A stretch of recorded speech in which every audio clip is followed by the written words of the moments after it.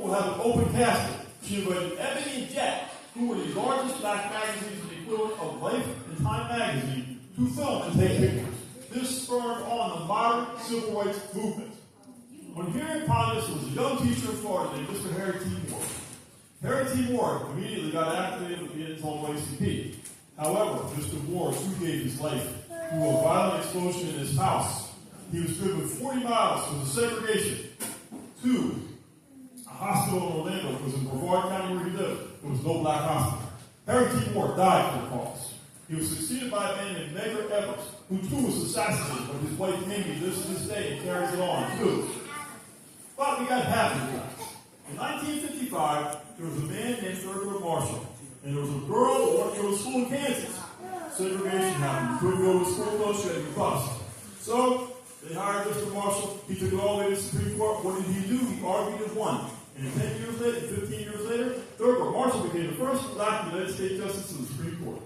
But in the meantime, it was alluded to earlier, there was a woman named Rosa. And Rosa was tired and she was a seamstress. So she rode home on the bus, like a lot of working people do. And the driver had an attitude and said, lady, you ain't sitting there. No. She said, guess what? I'm sitting there. So they arrested her. It inspired a man that was a young pastor from Birmingham, Alabama, Atlanta, Georgia, named Dr. Martin Luther King. The two of them, along with a young sharecropper son named John Lewis, who was in the good trouble, would form a modern trio of the civil rights movement.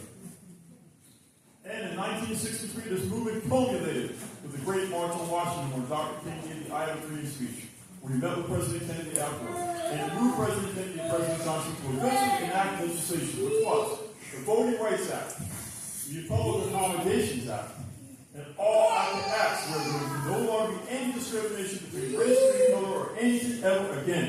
And ladies and gentlemen, we must keep that now. Our freedom is at risk.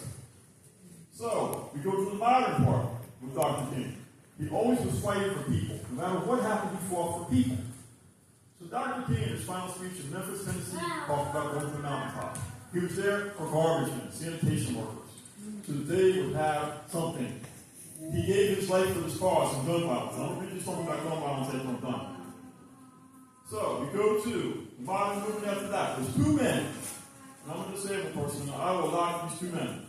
A man named Wade Blank, who started the civil rights movement, and he eventually became the leader of what they call ADAPT, which enabled disabled persons to get rights too, and access to accommodations, which I am forever grateful for him and Mark Johnson for doing. As you notice on our buses, they kneel down when you go on a ramp. If it wasn't for them, we would not have those buses. If it wasn't for them, we wouldn't have public education for ESE and all students like people with learning disabilities and spectrum disorders. We would not be accommodated were it not for these two gentlemen, an African American woman who doesn't get a lot of profits in immediate family, who, along with several disabled people in wheelchairs, climbed the steps of the U.S. Capitol to get the attention of Congress and President George H.W. Bush to sign the Americans with Disabilities Act into law in 1991. I'm a beneficiary of it. I graduated college because of that law. I give them thanks. So we fast forward to yes. So we fast forward to 2008. Our first African American president, Barack Hussein Obama, was crowned as president. But he wasn't satisfied with that. No. He gave 52 million people, including me, the chance to have health care in the United States. We're still not quite there yet. We still need to expand Medicaid in some states. Hopefully, eventually, you guys can do that, but that's not for today. But we thank him for saving 52 million lives. And after him came Brady Pamela Harris, our vice first African American vice president. And yes. Jesse Jackson, Al Sharpton, the King family, the Kennedy family, for their sacrifices. Bobby Kennedy, JFK, for their sacrifices for this nation to make everybody free and equal. Yes. Thank you, Fred. I also want to thank some local heroes. I don't know if you guys know about them, but the Hunger Nine from the Circle of Brotherhood, who took a stand. How many years ago was it? Like 8, yeah, something like that. 8 years ago, these 9 men took a 30-day hunger strike because our children were dying in Liberty City and Brown South. They weren't having it, so they took a stand on this. They're local heroes.